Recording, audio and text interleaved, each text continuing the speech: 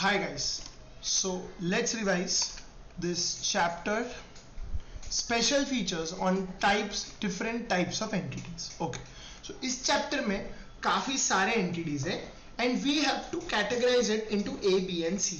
A और B वाले अपन ढंग से पढ़ेंगे और C वाले में आपको थोड़ा फास्ट लेके चलूंगा. एग्जाम में focus on A and time बचेगा तो B. Let's go with first is government audit. The module is the best thing to study for this chapter. तो सर सीधा सीधा आप आ जाइए यहाँ पर, just give me 1 minute. जो बोलता है sir who is going to appoint a CAG. So first and foremost अपने को ये समझना पड़ेगा कि गवर्नमेंट ऑडिट का ये मतलब होता है कि जो आपके पब्लिक सेक्टर अंडरटेकिंग्स है उसका ऑडिट कैसे करने वाले हैं. सो उसको अपॉइंट कौन करने वाला है, उसका ऑडिटर अपॉइंट कौन करने वाला है, ऑफ कोर्स सीएजी अपॉइंट करने वाला है. बट यहां डिस्कशन वो लोग अपने साथ करेंगे कि सीएजी का फ्रेमवर्क क्या है. CAG is controller and auditor general of India. तो CAG का अपॉइंटमेंट कौन करने वाला है, sir president is going to appoint the CAG. Sir अगर CAG को निकालना है, मतलब कंट्रोलर एंड ऑडिटर जनरल को ही निकालना है आपको, कंट्रोलर एंड ऑडिटर जनरल एक आदमी हो सकता है या फिर कंट्रोलर एंड ऑडिटर जनरल एक ऑर्गेनाइजेशन, एक बॉडी हो सकता है. अगर उस आदमी या बॉडी को आपको डिसॉल्व करना है तो पार्लियामेंट में 2/3 ऑफ द मेंबर्स का आपको अप्रूवल लेना है और आपका CAG जो है वो निकल जाएगा. CAG का सैलरी सुप्रीम कोर्ट जज का जो सैलरी रहता है उतना सैलरी उसको मिलने वाला है. ये सारे आर्टिकल्स को आप रीड करके रखिए, एग्जाम्स में MCQ में आने के चांस है. Article 149 is for accounts of the union and state. Article 150 is where the president may advise on the CAG. Article 151 is where the president shall ensure that parliament के सामने क्या क्या accounts लेके जाना है. ये बेसिक चीजें हैं. Sir duties of a CAG बहुत ज्यादा इजी है. Duties of the CAG in controller and auditor general कौन है? कंट्रोलर एंड ऑडिटर जनरल ये सारे पब्लिक सेक्टर अंडरटेकिंग्स के ऊपर बैठा है. तो ये सारे पब्लिक सेक्टर अंडरटेकिंग्स को ऑडिट करेंगे ऑडिटर्स. अब ये पब्लिक सेक्टर अंडरटेकिंग में बरोबर से चीजें हो रही है क्या, इनका एक्सपेंस इनकम बरोबर है क्या, इनका जो अमाउंट है वो बरोबर है क्या, इनका अकाउंट जो है वो बरोबर है क्या, ये सारा रहेगा मेरे CAG की duties. So CAG has to compile and submit the accounts of union and state. Second, the CAG has to also audit the receipts and expenditure. इस पे एक अलग से क्वेश्चन आता है रिसीट्स एंड एक्सपेंडिचर के ऊपर. तो सर क्या है इसके बारे में अपन समझते हैं थोड़ा सा. ठीक है, सो सब्सटैंशियली तो ये वाला पार्ट है audit of receipts and expenditure, where anybody or the authority is substantially financed by grants or loans from the consolidated fund of India having a legislative assembly.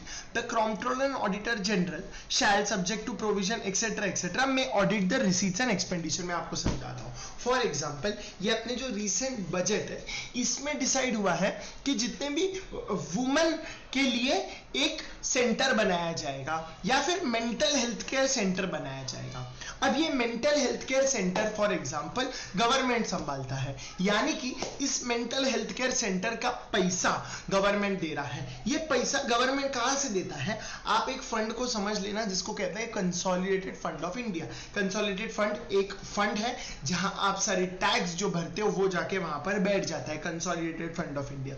इसमें से अलग अलग डिपार्टमेंट्स को ग्रांट्स जाता है, लोन्स जाता है. अगर कोई भी डिपार्टमेंट को ग्रांट्स जा रहा है, लोन्स जा रहा है, यानी कि रिसीट हो रहा है एंड उसी पैसे से वो एक्सपेंडिचर कर रहा है, तो इसका audit controller and auditor general of India कर सकता है.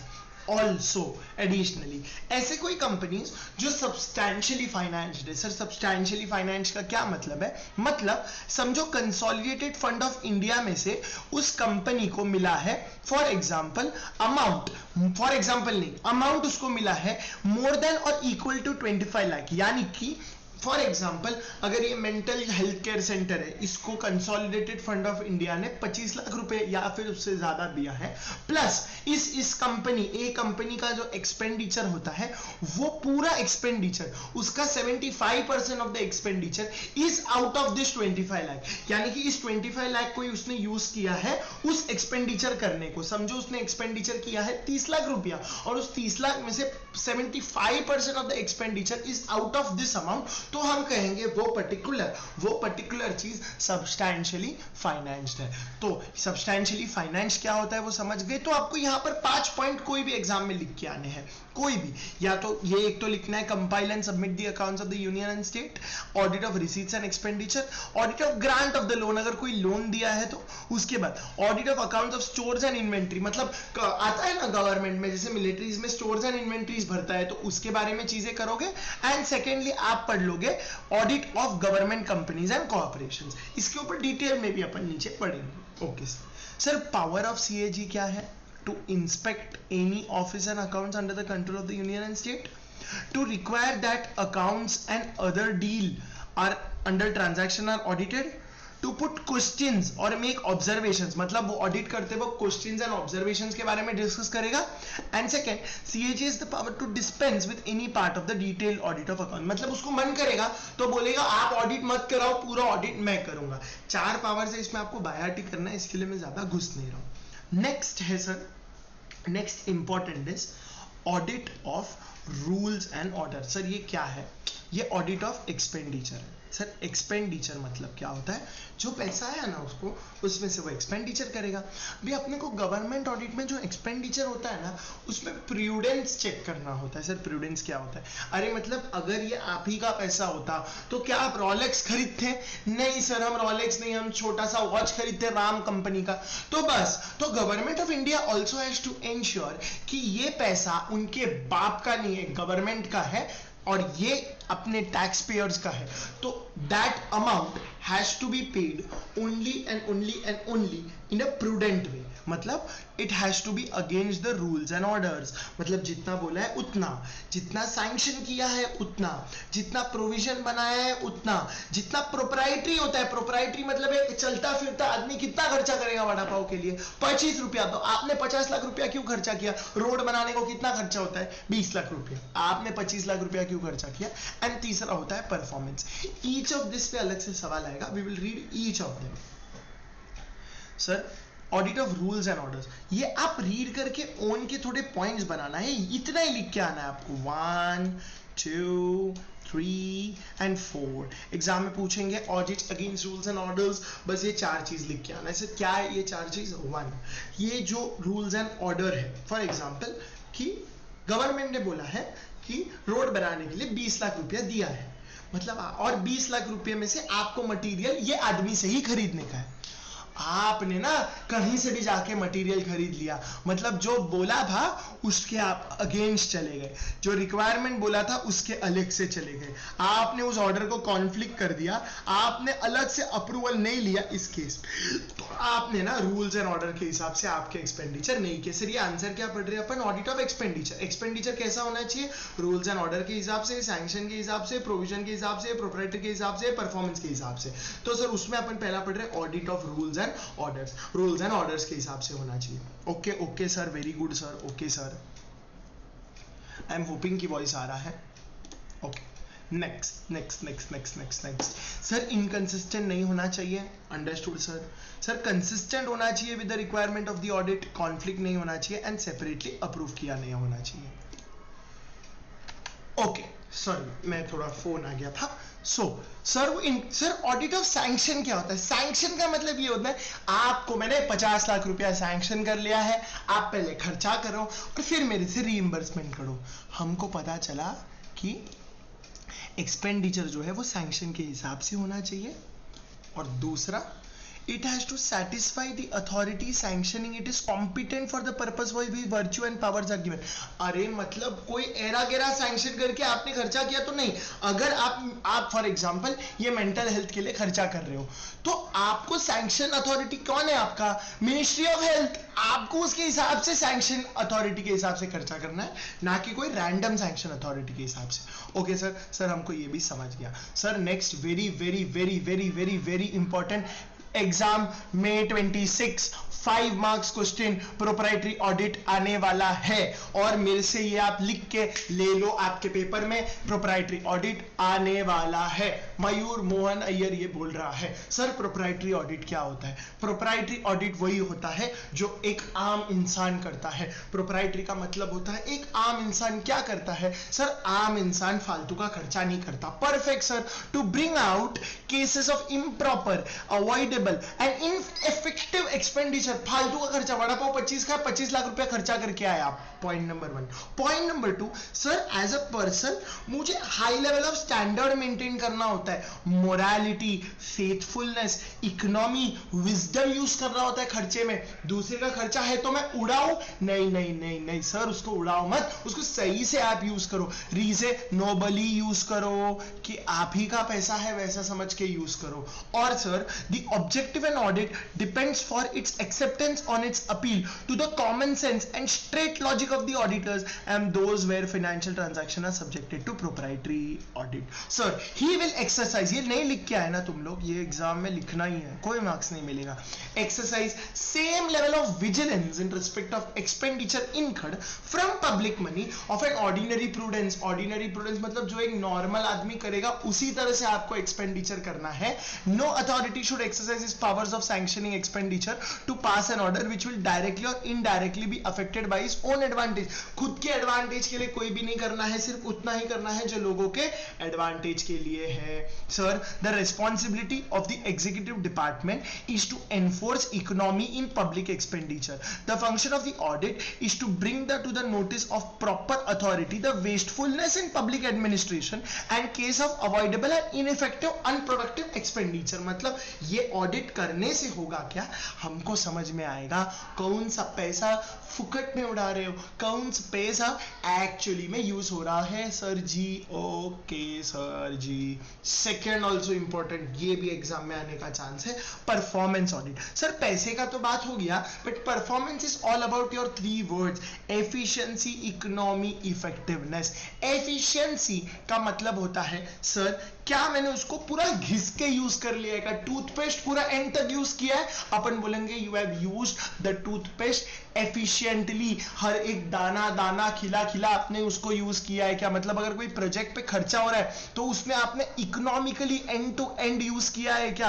कि ऐसे ही थोड़ा थोड़ा आखिरी पिज्जा का स्लाइस छोड़ दिया है क्या? Second, economy audit. इकोनॉमी मतलब फालतू का पैसा तो नहीं खर्चा किया है, एंड इफेक्टिवनेस ऑडिट मतलब फालतू जगह पे तो खर्चा नहीं किया। मालूम है एक रोड बनाते, वो लेन बनाया था गवर्नमेंट ने, फिर वो हो गया, अपन बोलेंगे सर एफिशिएंसी, इफेक्टिवनेस पे सवाल है। तो परफॉर्मेंस ऑडिट में आपको 3 पॉइंट लिख के आना है, एफिशिएंसी के बारे में लिखना है, इकोनॉमी के बारे में लिखना है, इफेक्टिवनेस के बारे में लिखना है। एंड ये बोलता है सर उसमें आपको दोनों के बारे में बात करना है, एफिशिएंसी भी परफॉर्मेंस भी। मतलब सर टूथपेस्ट को पूरा भी यूज करना है, टूथपेस्ट अच्छा भी होना चाहिए, टूथपेस्ट एंड तक भी होना चाहिए। मतलब ऑडिट करते वक्त मुझे टॉपिक समझना पड़ेगा, स्टडी करना पड़ेगा, प्लान करना पड़ेगा, एग्जीक्यूट करना पड़ेगा और उसको रिपोर्ट करना पड़ेगा। सर मोर और लेस ये वाला चीज आप नहीं भी लिखोगे आई एम ओके, बट ये 3 पॉइंट आपको लिख के आना है, एफिशिएंसी, इकोनॉमी एंड इफेक्टिवनेस के ऊपर। Okay sir, okay sir. Audit of receipt, sir audit of receipt क्या होता है? Sir revenue, sir for example taxation department है, जीएसटी डिपार्टमेंट है, वो मिनिस्ट्री ऑफ रेवेन्यू के अंदर आता है, वो विभाग के अंदर आता है। तो सर आपको देखना है कि सारा का सारा रेवेन्यू गवर्नमेंट के पॉकेट में ही क्रेडिट हुआ है ना, खुद से तो नहीं ले लिया है क्या, बरोबर रेगुलेशन के अंडर आपने देखा है क्या, एंड तीसरा रेगुलेशन के हिसाब से ही पैसे एलोकेट हुए हैं क्या, क्या अप्रोप्रिएट चेक लगा दिया है क्या आपने, क्या सिस्टम्स एंड प्रोसीजर्स बरोबर है क्या उसके अराउंड, क्या आप, ये इंपॉर्टेंट है। The extent and quantum of audit required to be done under each category of the audit is determined by CAG. मतलब ये सब का ऑडिट मेरे को कितना करना है, कितने अंदर तक घुसना है, it will depend upon CAG. These are neither negotiable nor questioned. मतलब इतना ज्यादा तो क्यों घुसा या इतना ज्यादा तो क्यों नहीं घुसा, CAG को कोई सवाल नहीं कर सकते। मैं आपको एक केस बता रहा हूँ सर, मैं आपको एक केस बता रहा हूँ, 1 मिनट डिस्प्ले हो रहा है, मैं आपको दिखाता हूँ कुछ case sir. Let me show you something. Let me show you something. CAG का एक रिपोर्ट है, CAG का रिपोर्ट है, अडानी सर ये रिपोर्ट में ना CAG ने अडानी के ऊपर के बिल्स, गवर्नमेंट ने बिल्स ही नहीं रेज किए अडानी को। Congress question CAG's finding the CAG stated that Singapore based and other two firms, ये देखो ये देखो ये देखो सर, ये देखो सीएजी ने चेक कर लिया कि गवर्नमेंट ऑफ गुजरात ने अनड्यू बेनिफिट दिया है अडानी को। बड़ा सा रिपोर्ट है, अराउंड 70,000 करोड़ का गैस प्राइसिंग के ऊपर इन्होंने बिल्स ही रेज नहीं किए, किसने? गवर्नमेंट ऑफ गुजरात ने। तो सीएजी को कोई नहीं बोल सकता कि तू इतना ज्यादा क्यों घुसा या तू इतना कम क्यों घुसा। उसका टेस्ट चेक, उसका सैंपलिंग इज हिज रिव्यू, वो देखेगा, कोई उसको सवाल नहीं कर सकता। Secondly, institutional mechanism provides for primary check by the auditor, test check by the supervisor and control and direction by the group leader. मतलब ऊपर ऊपर का चेक ऑडिटर करेगा, उसका सुपरवाइजर रहेगा, यानी कि यार सीएजी के अंदर जो पहला आदमी जाके ऑडिट कर रहा है उसको ऑडिटर कहेंगे, सीएजी के ऊपर का बॉस जो रहेगा वो सुपरवाइजर रहेगा, एंड इन सबको हेड करता होगा एक आदमी सीएजी में से। जैसे बोल अगर श्री निर्मला सीतारामन जी के हैं, बट एक्चुअली वो शब्द नरेंद्र मोदी जी के हैं। ओके सर, इसके ऊपर हम बायाट करेंगे और ये एग्जाम में लिख के आएंगे for sure, audit of receipts में। डन है सर। थोड़ा आगे बढ़ते हैं, audit of stores and inventories आप छोड़ सकते हो, एक बार रीड करोगे तो आपको समझेगा। सर गुड्स का क्वांटिटी क्वालिटी के बारे में बात कर रहे हैं, बोलो अभी तक आया नहीं है, but you can always revise. मैं सिर्फ इंपॉर्टेंट पार्ट जो आपको पढ़ के ही जाना है उसके बारे में डिस्कस करूंगा।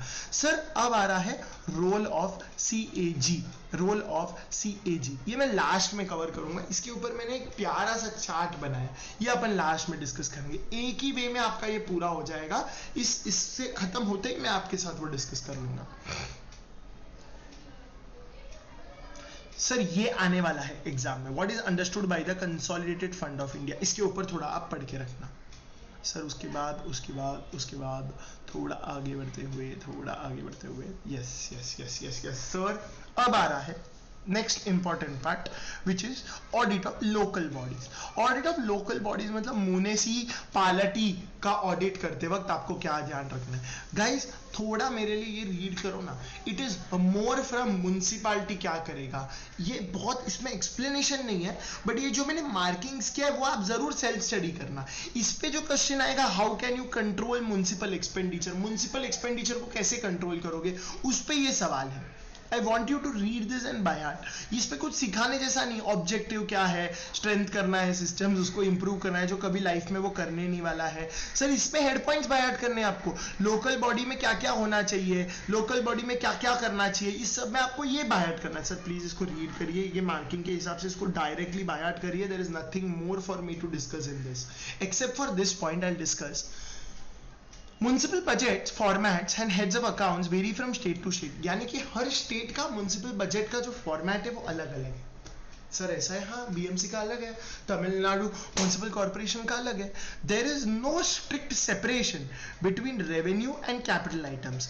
Usually there is a head called extraordinary items which cover most of the capital transactions. However a number of special fund in separate, जैसे कि यार सुकन्या समृद्धि का पैसा देके रखते हैं म्युनिसिपल अथॉरिटी को। तुमको मालूम है बीएमसी को ओवरऑल बजट में सुकन्या समृद्धि के लिए 50 लाख रुपया दिया है, तो ये सारे रिजर्व्स में मुझे दिखते जाएंगे म्युनिसिपल अथॉरिटी में, यानी कि कोई कैपिटल एक्सपेंडिचर और इनके बीच में मेरे पास नहीं है। एक बार अपन देखते हैं अपने को कुछ मिलता है क्या। मैंने एक बार देखा था municipality budget document,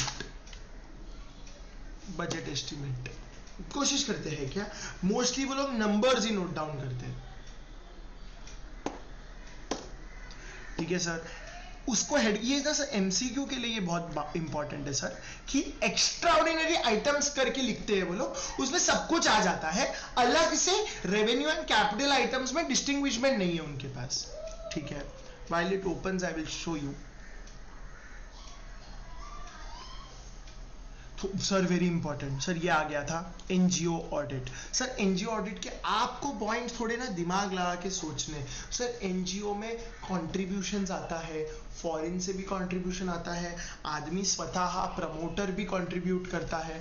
so first point आपको प्रमोटर्स कंट्रीब्यूशन हेडिंग लगा के कुछ तो लिख के आना है। सर आपका एनजीओ डीटी में है नहीं ना आपको सर, तो क्या होता है कि एक तो हो गया प्रमोटर कंट्रीब्यूशन, दूसरा होता है वॉलेंटरी कंट्रीब्यूशन, मतलब सब लोग अपने अपने आप से वॉलेंटरीली कंट्रीब्यूट करेंगे। तो इनकम टैक्स में उसके रिलेटेड स्पेसिफिक डिस्कशन है, उतना आप नहीं लिखोगे तो भी चलेगा, बट इसको आप बाय हार्ट करो। कॉर्पस क्या होता है, रिवॉल्विंग फंड के बारे में आपको लिख के आना है, कुछ भी लिख के आओ। रिवॉल्विंग फंड क्या होता है पता है, टेम्पररी लोन जो मैंने आपको देके रखा है, एक प्रोजेक्ट से फिर आप निकाल के उसको दूसरे प्रोजेक्ट में डालोगे। सर आपको कभी कभी असेट गिफ्ट कर देते हैं, जैसे कि आप ओल्ड एज होम में जाके उनको बेड ही गिफ्ट कर दिए, तो मैं कहूंगा आपने स्पेसिफिक फिक्स्ड एसेट गिफ्ट कर दिए। कंट्रीब्यूशन इन काइंड जरूरी, जैसे जैसे ईशा योगा जो एनजीओ है ना, उसमें लैंड गिफ्ट कर दिया था किसी ने, इस्कॉन में लैंड गिफ्ट हो गया है, तो कंट्रीब्यूशन इन काइंड भी हो सकता है। तो सर ये इस पे कौन सा सवाल आएगा, sources and application of fund.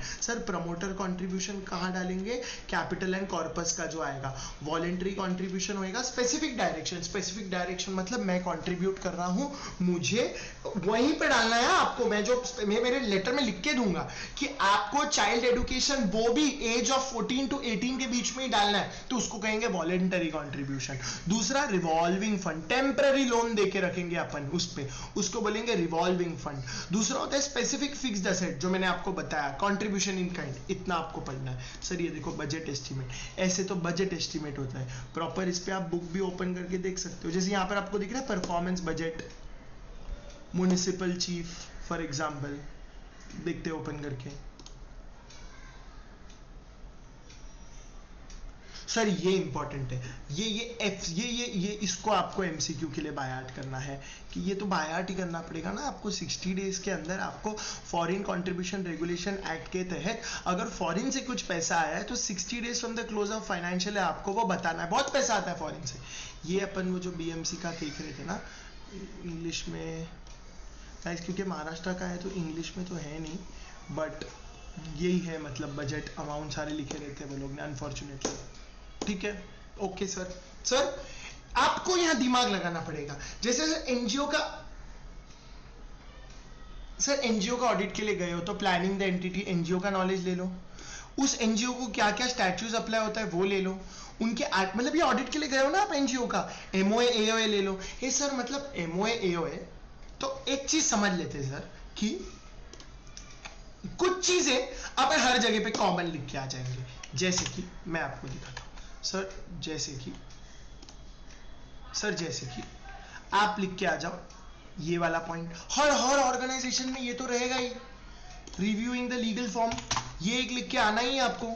दूसरा एग्जामिनेशन ऑफ मिनट्स, ये आप हर ऑर्गेनाइजेशन का लिख के आ जाओ।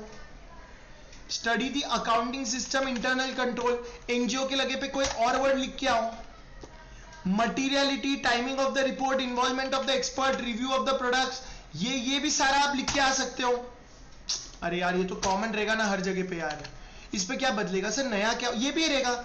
नॉलेज रेलेवेंट स्टैट्यूट, सर मतलब सब पॉइंट्स सब जगह पे लिख के आ सकते हो, बस एनजीओ की जगह पे कुछ और वर्ड लिख के आना है आपको।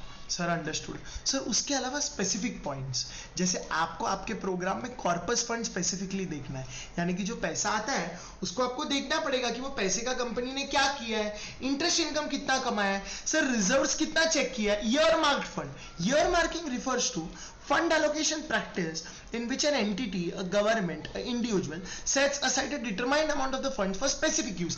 Year marked fund मतलब voluntary contribution, specific चीजों के लिए बाजू में रखना। सर तो बेसिकली ये सारा आइटम्स आपको चेक करना है मेरे एनजीओ में, project, loan, fixed asset, investment. तो बस ये हो गया। आप ऑडिट करते वक्त क्या करोगे, ये सारी चीजों के ऊपर ध्यान दोगे। आप ऑडिट प्रोग्राम में ये सारी चीजों के ऊपर आप ध्यान दोगे, इनकम एंड एक्सपेंडिचर के ऊपर। तो sir these are the common points that you have to remember. Sir income कहां से आता है, उसको ग्रांट आता है, उसको फंड रेजिंग प्रोग्राम्स मतलब तारक मेहता का आपने वो सीन देखा है जिसमें गोगी का आंख चला जाता है। वो गोगी का आग जाने के बाद आपको याद आ रहा है कि पूरे सोसाइटी में टोटल 25,000 रुपीज जमा किया था, उसका बात हो रहा है स्पेसिफिक फंड रेजिंग में से। दूसरा मेंबरशिप फीस, आपको पता है ये जॉली जिम खाने का मेंबरशिप फीस भरते हो, it's an NGO. Membership fees cheque करो, कैसे चेक करोगे? मेंबर्स रिसीट के साथ। सर सब्सक्रिप्शन, उसके स्विमिंग पूल का मैं सब्सक्रिप्शन लेता हूँ, आप सब्सक्रिप्शन अमाउंट चेक कर लो, एंड वो इंटरेस्ट एंड डिविडेंड लेता है उसके बारे में चेक कर लो। तो यानी कि सर आप कॉन्ट्रीब्यूशन चेक कर लो, फंड रेजिंग प्रोग्राम के बारे में चेक कर लो, मेंबरशिप फीस चेक कर लो, सब्सक्रिप्शन चेक कर लो, इंटरेस्ट डिविडेंड एक्सपेंडिचर के बारे में आप चेक कर लो सर। तो रिसीट्स और ये एक्सपेंडिचर आपको चेक करना है। बॉस मैं फास्ट जा रहा हूँ बिकॉज इसका हेड पॉइंट्स बाय ऐड करना है, अंदर आपको कचरा लिख के आना है, हेड पॉइंट्स आप ही बाय ऐड कर सकते हो, मैं नहीं करके दे सकता हूँ आपको head points by add. Okay sir. Sir ये सर आप इग्नोर कर सकते हो, सी कैटेगरी के सी क्लास लोग हैं लोग। थोड़ा आगे बढ़ते हैं सर, थोड़ा आगे। ये सो आपने ना, आई एम अज्यूमिंग कि इंटर फाउंडेशन लेवल पे एक एलएलपी करके आपको एक लॉ में चैप्टर था। I want you to revise this, MCQ के लिए बहुत इंपॉर्टेंट है sir. I want you to self study this. This is MCQ, very very important. Please study this. इस पे ये आने वाला है MCQ के लिए. I want you to study this whole chapter. I am sure कि आपने इसको फाउंडेशन में पढ़ा होगा, वही सारा चीज है sir. Next is charitable institute. Sir मैं मर जाऊंगा, इसके पहले आपने एनजीओ बोला, यहाँ पर आप चैरिटी बोलते हो यार। तो वही मैं आपको बोल रहा हूँ कि वो रहा एनजीओ, ये चैरिटेबल ट्रस्ट, ये ट्रस्ट की तरह रजिस्टर होता है एनजीओ कंपनी की तरह। Isha yoga foundation private limited है सर। ओके सर, सर समझ में आ गया सर। उसमें वही सारा पॉइंट, जनरल तो सब सेम है, स्पेसिफिक चेंज हो जाएंगे। जैसे कि सर आपको एनुअल लाइफ मेंबरशिप चेक करने के लिए ऑफिशियल रिसीट लगेगी। ऑफिशियल रिसीट में आप क्या चेक करोगे सर? वो रिसीट बरोबर रखा है क्या, मतलब रिसीट्स के कंट्रोल। टेस्ट चेक करोगे counter folios with the cash bank, मतलब एक्चुअली पैसा आया है क्या। तो सर मैंने क्या किया है, मैंने मॉड्यूल में ये सारा चीज हाईलाइट किया है एंड आपको ना बाजू में लिख के दिया है। आपको इतना इतना हेड पॉइंट्स बना के आना है इसको एग्जाम में, इसके अंदर आपको एक्सप्लेन करना है खुद से। So this chapter is more, it will require an effort from your side and less from my side. जैसे कि सर इन्वेस्टमेंट इनकम का आप क्या करोगे, रेंट आएगा तो आप क्या करोगे, स्पेशल फंक्शन आया तो क्या करोगे, इनकम टैक्स रिफंड के वक्त क्या करोगे, एक्सपेंडिचर में आप क्या देखोगे, ग्रांट्स देखोगे, शेड्यूल ऑफ सिक्योरिटीज देखोगे। इस पर मैं क्या एक्सप्लेन करूं सर? कैश बैंक देखोगे, मैं क्या एक्सप्लेन करूं? मैं बस आपको एक अप्रोच दे सकता हूं सर। एजुकेशन इशू, अब सोचो ना क्या चेक करोगे। मैं रहता, मैं फीस चेक करूंगा, डोनेशन चेक करूंगा, कभी कभी एजुकेशन के लिए स्कीम्स मिलता है, जैसे गवर्नमेंट में स्कीम मिलता है, वो चेक करूंगा। क्या उन्होंने डिवीजन किया है क्या कंप्यूटर फीस और नॉर्मल फीस के बीच में, मैं वो चेक करूंगा। एंड जनरल पॉइंट्स ये सारा तो मैं चेक करते ही रह सकता हूँ। अरे ये सारे पॉइंट्स तो हर चीज में कॉमन आएंगे ना यार। उसके एडिशन में मैं क्या चेक कर सकता हूँ सर? फीस बरोबर है क्या सर? कैश बुक के हिसाब से फीस आया है क्या? एडवांस फीस मिला है तो उसका क्या किया? एडमिशन के ऊपर रिलेटेड फीस का क्या किया? स्टूडेंट फीस के ऊपर मैंने चीजें क्या की? ये सारा मैं कर सकता हूँ सर। एंडाउमेंट फंड का क्या किया? सिस्टम ऑफ ऑर्डरिंग का क्या किया? सर फर्नीचर आया तो आपको पता है यार, ये स्कूल भी जो गवर्नमेंट स्कूल्स का बात कर रहा हूँ, आप लोग बड़े बड़े स्कूल से आए हो, बट यार इनके फर्नीचर के लिए भी अप्रूवल लेना पड़ता है गवर्नमेंट से, क्योंकि गवर्नमेंट स्कूल है, बेंचेस करोड़ करोड़ साल से चेंज नहीं हुआ है, तो इन्वेंट्री में गोचा तो नहीं हुआ है। सिस्टम ऑफ ऑर्डरिंग सर, ये खाना पीना ऑर्डर करते से स्टेशनरी ऑर्डर करते, उसका सिस्टम मेंटेन कर रहा होना चाहिए सर। एंडाउमेंट फंड्स क्या होता है? मेरे स्कूल में ना अलग अलग तरीके के फंड्स होते थे। अगर मैं संस्कृत में टॉप आता था तो बोलते थे Shri Shri Shri Shri doctor Abdul Kalam endowment fees ने मयूर को 500 रुपए का प्राइज दिया। ये सीए इंस्टीट्यूट के केस में भी होता है। आई show you something, endowment funds ICAI, I show you. अलग अलग बड़े बड़े नाम के ना वो लोग फंड्स देते हैं। I show you give me 1 minute, I show you.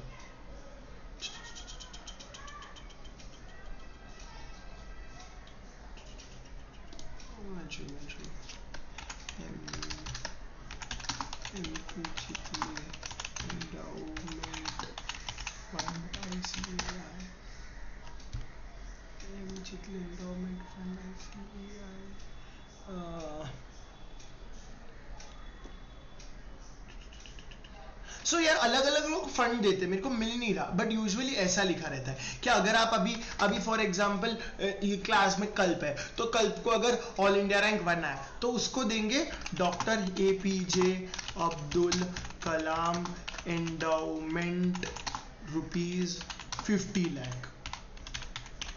अरे ये किसी ने तो एंडाउ किया है ना, कोई तो फंड ने एंडाउ किया है, तो इसको बोलेंगे एंडाउमेंट फंड। ये बरोबर से इश्यू हुआ है क्या, बरोबर जगह पे गया है क्या, उसके बारे में आप चेक करोगे। सर हर एक पॉइंट के आपके अंदर थोड़ा थोड़ा लिख के आना है। जैसे हॉस्पिटल्स, सर मैंने क्या किया, मैंने आपका पूरा लाइफ सिंपल किया। मैंने हर एक इंस्टीट्यूट के बाजू में शॉर्ट में लिख के रखा है, आपको सिर्फ उतना ही याद रखना है। सर आप हॉस्पिटल में चेक करो ना, रजिस्टर ऑफ पेशेंट्स चेक कर लो। कैसे चेक करोगे, बिल्स इश्यूड के साथ, अटेंडेंस रिकॉर्ड के साथ। सर कैश चेक हुआ है तो पेशेंट्स के सामने आपका कैश चेक करना है। सर अगर आपको सब्सक्रिप्शन मिला है उसके ऊपर चेक करना है। सर सब्सक्रिप्शन, हॉस्पिटल में भी सब्सक्रिप्शन होता है, पूरे पूरे साल का पैसा भरता हूं मैं चेकिंग का, फिर 4 ही बार मेरे को चेकिंग करने मिलता है उसके ऊपर।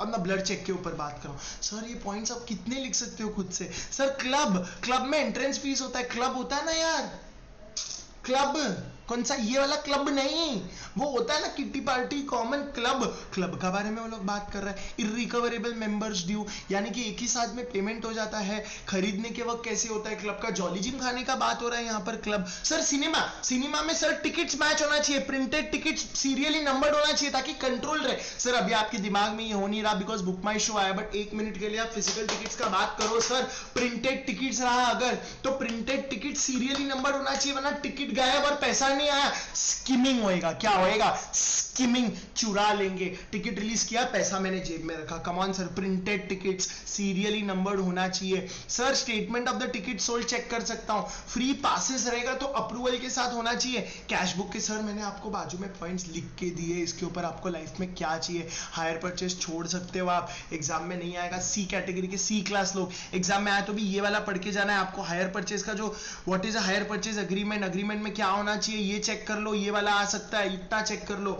यस सर हमने कर लिया चेक। सर उसके बाद भी मैंने आपको लिख के रखा है सी कैटेगरी का है ये, बट स्टिल आप ऑब्जेक्ट क्लॉज चेक कर सकते हो। सर क्रेडिट एनालिसिस चेक कर सकते हो। लीज अग्रीमेंट का डिस्क्रिप्शन, लीज ही कौन सा है सर, ये कमॉन आपने लीज चैप्टर में पढ़ा होगा ये सारा चीज। सर एक्सेप्टेंस लेटर क्या होता है, सर लेसी जब वो गुड्स लेता है तो एक्सेप्ट करता है कि मैंने ना गुड्स ले लिया है, उसके ऊपर है। सर AS 19 में जो भी था उसके बारे में आपको थोड़ा सोच के इसके ऊपर लिखना है। Come on guys, you are very smart in this.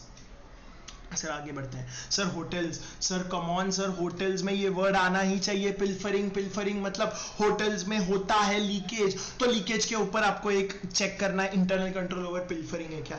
KOT पता है आपको क्या होता है, किचन ऑर्डर टिकट्स। ये आप मैकडोनल्ड्स में जाते हो सर, एक मैकडी बर्गर, एंड ऑटोमेटिकली अंदर जो है वो आदमी बनाने लगता है, यानी कि सिस्टम इंटीग्रेटेड है। यहां पर जैसे ऑर्डर गया, यहां पर रिसीट हुआ, वहां पर ऑर्डर गया, उसको बोलते हैं किचन ऑर्डर टिकट्स। तो एक पॉइंट किचन ऑर्डर टिकट्स के ऊपर आपको लिखना है। तीसरा पॉइंट, आपको रजिस्टर ऑफ गेट्स चेक करना है, यानी कि टोटल सेल्स जितना हुआ should match with the total number of guest that has come to the total number of rooms. Come on guys, मैंने सब मार्क करके दिया है। सर इन्वेंट्रीज यानी कि चद्दर, तकिया, ये सारा लॉक एंड की में होना चाहिए विद मेकर चेकर, कोई भी उड़ा नहीं लेके जा सकता इसको। सर मैंने आपको सब कुछ मार्क करके दिया है इसमें। Fixed asset, quasi fixed asset क्या होता है sir silver and cutlery on inventory basis. Sir बड़े बड़े होटल्स में सिल्वर के आइटम्स होते, कचलरी के आइटम्स होते, जैसे कि अगर आप नॉर्मल एग्जीक्यूटिव रूम बुक करते हो तो आपको कांच की प्लेट में आता है, लेकिन आप बड़ा बड़ा बागबान सूट जब करते हो तो आएगा आपको कांच के डब्बे में। तो इनके लिए क्वाजी फिक्स्ड एसेट्स के लिए स्पेसिफिक इन्वेंट्री के कंट्रोल होने पड़ेंगे, ये आपको ध्यान रखना है। Inventory deformation must exist. Inventory definition मतलब किसको क्वाजी बोल रहे हो, किसको नॉर्मल बोल रहे हो, वो होना चाहिए। सर लेबर के ऊपर होना चाहिए, कितने लोग आ रहे हैं, कितने लोग को नाइट ड्यूटी है। सर उसके अलावा क्या होता है, आपके ही होटल के अंदर है ना छोटे छोटे लोगों को जगह मिल जाता है, जैसे कोई वहां पर राजस्थान रहा तो कोई छोटे छोटे आर्टिकल्स बेचता है ना, उनका कमीशन रहता है। ट्रैवल एजेंट का एक डेस्क रहता है, ट्रैवल डेस्क, उनका कमीशन का आप चेक कर लो। सो ये सारे पॉइंट्स आपको लिखने सर उसके बाद आता है cooperative society. This is important. Yes sir next आता है कोऑपरेटिव सोसाइटीज। कोऑपरेटिव सोसाइटीज बहुत बड़ा है, if you will be able to study it will be awesome, but ये पढ़ना ही पड़ेगा आपको। सर कोऑपरेटिव सोसाइटी एक्ट पूरा पूरा लिख दिया है उन्होंने। सर कोऑपरेटिव सोसाइटी ये पूरा आपको पढ़ना पड़ेगा यार। ये इस पे मतलब समझाने से ज़्यादा मेरी ये वाले जो नोट्स है ना, इसको आपको पढ़ना है। गवर्नमेंट ऑडिट में समझा दूंगा, but I want you now, अभी ये मेरे नोट्स लिखो। शेयर होल्डिंग कितना हो सकता है एक कंपनी में, एक कोऑपरेटिव सोसाइटी में। सर ये क्या है, रिस्ट्रिक्शन ऑन लोन, ये मैं समझाता हूँ आपको। सर एक registered society loan non member को नहीं दे सकता। नॉन मेंबर मतलब उस कोऑपरेटिव सोसाइटी में, उस कोऑपरेटिव सोसाइटी में अगर मैं मेंबर नहीं हूं तो मेरे को वो लोन नहीं दे सकता। लेकिन अगर मैं एक रजिस्टर्ड सोसाइटी हूं और मेरे को लोन दे रहा है कोई और रजिस्टर्ड सोसाइटी को, तो मैं जरूर दे सकता हूं। मतलब नॉन मेंबर को मैं नहीं दे सकता, यानी कि मेंबर को मैं दे सकता हूं, एंड मैं किसी और रजिस्टर्ड सोसाइटी को भी दे सकता हूं। ऑफ कोर्स मुझे रजिस्ट्रार का अप्रूवल चाहिए। एक मिनट के लिए आप अज्यूम कर लो कि बिल्डिंग का बात हो रहा है, cooperative society, Jagannath cooperative housing society. तो सर मैं जगन्नाथ कोऑपरेटिव हाउसिंग सोसाइटी का मेंबर हूं क्या? हाँ ना, मैं रहता हूं यहाँ पर, शेयर सर्टिफिकेट है मेरे पास, I hold shares in this cooperative society. तो क्या मैं मेरी बिल्डिंग से लोन ले सकता हूं? क्या बाजू वाला बिल्डिंग मेरे से ले सकता है? क्या मैं बाजू वाले बिल्डिंग को दे सकता हूं? बिल्डिंग आदमी ने बिल्डिंग, आंसर इज यस, मैं बाजू वाले बिल्डिंग को दे सकता हूं। तो सर रजिस्टर्ड सोसाइटी दूसरे रजिस्टर्ड सोसाइटी को लोन दे सकता है, प्रोवाइडेड रजिस्ट्रार ऑफ कंपनीज होता है ना, registrar of companies, registrar municipal cooperation registrar, cooperative society का रजिस्ट्रार का अप्रूवल मेरे को लेना पड़ेगा। सर इसके बारे में आपको ध्यान रखना है। ओके सर ये दो पैरा उसके ऊपर है। ओके मैं क्विक लेके जा रहा हूं आपको। सर आपको मैक्सिमम अमाउंट आप कितना कंट्रीब्यूट कर सकते हो? 10% of net profits remaining after compulsory transfer to the reserve fund. Registered society में विद दिस कंट्रीब्यूट मतलब सर बिल्डिंग खुद पैसा डाल सकता है क्या? हाँ बिल्डिंग पैसा डाल सकता है, बट उसको जितना प्रॉफिट हुआ है उसका सिर्फ 10% वो डाल सकता है, बाकी सारा उसको अलग से फंड बना के रखना है, क्योंकि वो उसका नहीं है ना, बिल्डिंग और ये अलग है, एंड वो उसका पैसा नहीं है, अलग से उसको पैसा बचा के रखना है। Got it sir? Got it sir. इसको आपको रिवाइज कर रीड करना पड़ेगा sir. So over due date 6 month से 5 इयर्स तक है, 5 इयर्स के ऊपर अलग से आपको देखना है। ओवर ड्यू इंटरेस्ट का क्या करोगे? बैड डेट्स को आप क्लासीफाई करोगे, तो बैड डेट्स के यहाँ पर आप बैड डेट्स है ना राइट ऑफ नहीं कर सकते कोऑपरेटिव सोसाइटी में। Important point, very important point sir. यहाँ पर अगर कोई बैड डेट्स है तो अपन बोलते हैं ना राइट ऑफ कर दो, लॉन्ग पेंडिंग बैड डेट्स। नहीं, आप राइट ऑफ तभी कर सकते हो जब ऑडिटर ने बोल दिया कि बॉस ये बैड है, मतलब आपको लगता है ये बैड है, उससे आप उसको राइट ऑफ नहीं कर सकते। ऑडिटर आके बोलेगा यस ये बैड डेट्स है। फॉर एग्जांपल ये आपके बिल्डिंग में 1000 फ्लैट्स है, उसमें से एक सन की बंदा होगा, उस सन की बंदा जो रहता है ना मेंटेनेंस भर ही नहीं रहा, कंपनी का एनुअल मेंटेनेंस दे ही नहीं रहा, 5 साल से नहीं दे रहा। आपने बोला बैड डेट्स है, ठीक है, आपने राइट ऑफ कर लिया, नहीं चल पे उस बैड डेट को बैड ऑडिटर सर्टिफाई करेगा, तब जाके आप उसको राइट ऑफ करोगे, वरना आप उसको राइट ऑफ नहीं करोगे। एक्सट्रीम इंपॉर्टेंट फॉर एग्जाम्स, बहुत सुनते रहना एक मेरे से। दूसरा ओवरड्यू डेट्स मतलब 6 मंथ से 5 साल एंड 5 साल से ज्यादा अलग से आपको यहां पर दिखाना है। ओके सर, ओके सर, इसको आपको रीड करना पड़ेगा आराम से सर, ये इंपॉर्टेंट है boss. Sir registrar of companies में एक स्पेशल रिपोर्ट देना पड़ेगा, मैं आपको ये अच्छे से समझाता हूँ, मेरा सुनो आप। सर आपको पता है इस बिल्डिंग में बहुत सारे लोग हैं, बाजू वाले जो घर है उसमें एक अंकल रहता है। वो अंकल क्या करता है पता है? अभी बिल्डिंग का जब फ्लैट ये बीम रिपेयर हो रहा था ना, तो वो अंकल ने वो बीम रिपेयर वाले से एकदम जुगाड़ कर लिया, और वो बीम रिपेयर वाले से 500 रुपया लेने लग गया कि अगर तू बिल्डिंग में कचरा मटेरियल यूज करेगा ना तो तेरे को मैं पैसा पूरा दे दूंगा, बट उस पैसे में से मुझे 500 रुपया चाहिए। मतलब आप पर्सनल प्रॉफिटेरिंग पे उतर गए। ये आपको रजिस्टर ऑफ कंपनीज में, sorry register of cooperative society, registrar of corporate, register का बात नहीं हो रहा है, रजिस्ट्रार ऑफ कोऑपरेटिव सोसाइटी में जाके बताना पड़ेगा। सर कोई फ्रॉड हो रहा है तो बताना पड़ेगा। सर मिसमैनेजमेंट, आपको पता है आप ओल्ड बिल्डिंग्स में रहते हो, जैसे मेरा बिल्डिंग कचरा होने वाला था ना, तो रजिस्ट्रार के हाथ में चला गया, मतलब कोई सेक्रेटरी बनने को रेडी नहीं है, कोई ट्रेजरर बनने को रेडी नहीं है, तो यहाँ पर स्ट्रेट वो रजिस्ट्रार आएगा, रजिस्ट्रार संभालने शुरू करेगा। Okay sir, okay sir. दूसरा ड्राफ्ट, इस पे इंपॉर्टेंट है सर। ऑडिटर है ना, ऑडिटर आएगा, ऑडिटर कौन रहता है? ये रजिस्ट्रार रहता है। मैं एक बार चेक करता हूँ मेरी बिल्डिंग का ऑडिट रिपोर्ट है क्या। ऑडिट रिपोर्ट, एक मिनट रुकना, ऑडिट रिपोर्ट 13 फेब क्या है ये देख सकते हैं एक बार, क्या ऑडिट रिपोर्ट है। ये सिर्फ आप ही के लिए कर रहा हूँ मैं, ये सब पर्सनल खोल के दिखा रहा हूँ। तो पोर्टफोलियो मैनेजर्स का ये एजीएम क्या देखते हैं सर, रुकिए सर रुकिए, कुछ तो बताएंगे आपको हम।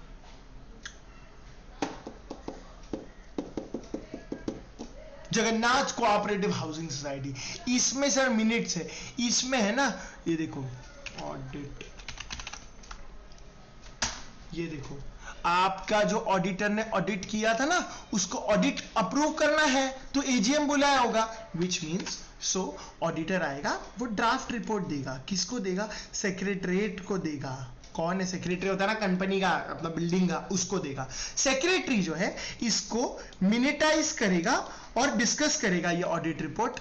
ये होता है ना हर 3-4 महीने में मीटिंग बुलाते हैं और डिस्कस करते हैं। तो ये देखो ये यहाँ पर to consider the audit report received, कौन यहाँ पर सेक्रेटरी लिख रहा है, this is written by secretary, honourable secretary लिख रहा है कि सारे मेंबर्स प्लीज आप टाइम से आ जाना, जो ऑडिट रिपोर्ट दिया है ना मेरे को उसने, किसने, ऑडिटर ने, वो अपने को डिस्कस करना है। तो ऑडिट का ये प्रोसीजर है।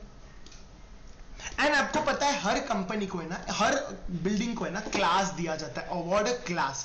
क्लास मतलब जैसे मेरा जगन्नाथ बिल्डिंग अगर सी क्लास में, आपको मैं कंफ्यूज नहीं करता, आपको मैं बताता हूँ, घाटकोपर में ना बहुत पुराने बिल्डिंग्स हैं, मिलन शॉपिंग सेंटर करके एक है यहाँ पर, उसको ना रजिस्टर का ऑडिटर ने सी दे दिया था ग्रेडिंग। सी का मतलब होता है कि not fit to stay, not fit to stay का सर्टिफिकेट मिलते आपको खाली करना पड़ेगा बिल्डिंग्स आपको यहाँ से खाली करके जाना पड़ेगा। क्यों? क्योंकि सी कैटेगरी में आ गया है, तो यहाँ पर आप उसको खाली करके फिर निकल जाओगे।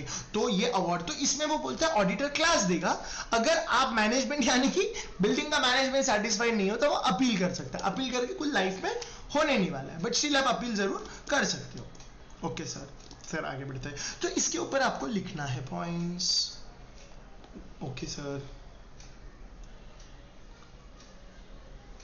Multi state cooperative society, sir इसको आपको थोड़ा रीड करना है। मल्टी स्टेट कोऑपरेटिव सोसाइटी मतलब जनहात सहकारी bank, it's a cooperative society, but अलग अलग जगह पे मल्टी स्टेट कोऑपरेटिव सोसाइटी है, तो उसका ऑडिट कौन कर सकता है, उसका ऑडिटर सीए होना पड़ेगा। सर उसके ऊपर स्पेसिफिक डिस्को अभी तक आया नहीं है एग्जाम में, बट मुझे डर है कि आ जाएगा।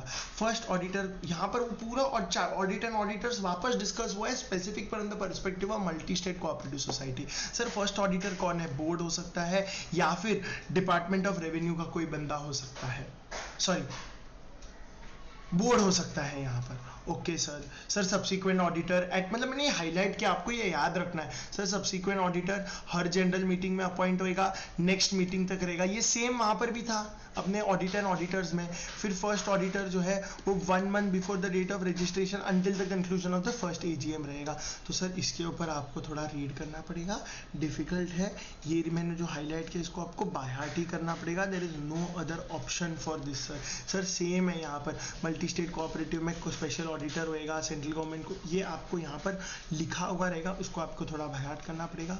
आई एम सॉरी बट ये आपको सच्ची में खुद से बाय हार्ट करना पड़ेगा, there is no other option. Trust and society by heart करने की जरूरत नहीं है। मैं आपको एक सिर्फ चीज बता देता हूँ, ऊपर जो अपना छूट गया था विच इज गवर्नमेंट ऑडिट, उसका मैं आपको सीक्वेंस बता देता हूँ एक बार के लिए।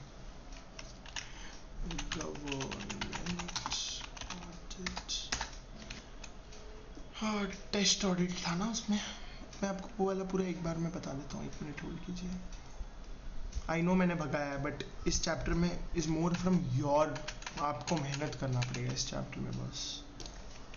गाइज मैं वही चेक कर रहा था, गाइज ये वाला जो पार्ट है डोंट यू थिंक आपके ऑडिट एंड ऑडिटर्स में कवर्ड था, जाके चेक करिए। Supplementary audit, test audit, 60 days के बारे में ये पूरा पार्ट था। कौन सा बोल रहा है, मेरे पास मेरे नोट्स भी है, I'll show you, just give me a minute।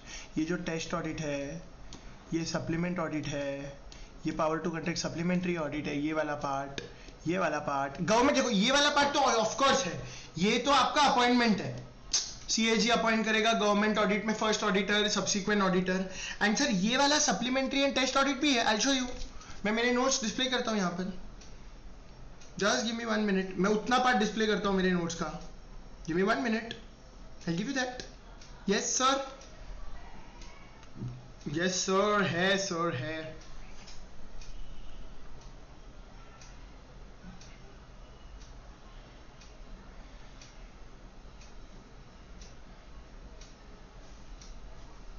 I just open. Yes yes yes sir, है सर, है यहाँ पर. क्विक ओपन करेंगे.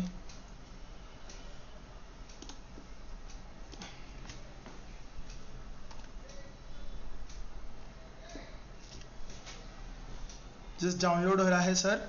It is there here. See here. I'll open this. This is my notes. See here.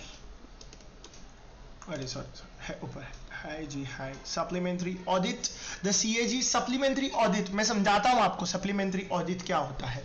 Sir एक तो normal auditors audit करके निकल जाते हैं, वो रिपोर्ट एक जाता है मैनेजमेंट के पास, दूसरा जाता है CAG के पास भी.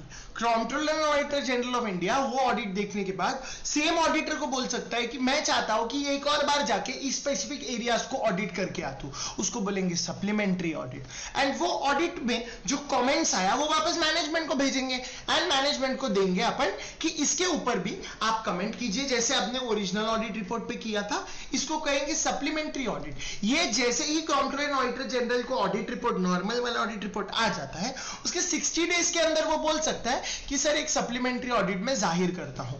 दूसरा होता है टेस्ट ऑडिट. टेस्ट ऑडिट मतलब CAG खुद जाएगा, कुछ स्पेसिफिक एरियाज टेस्ट करके वापस आएगा. तो guys this was all about it. आपको यहां पर कोऑपरेटिव सोसाइटी में एफर्ट डालना पड़ेगा पढ़ने का, एंड गवर्नमेंट ऑडिट में एफर्ट डालना पड़ेगा. बाकी जगह पे ऑलरेडी नोट्स में बाजू में लिखा हुआ है मैंने. All the best.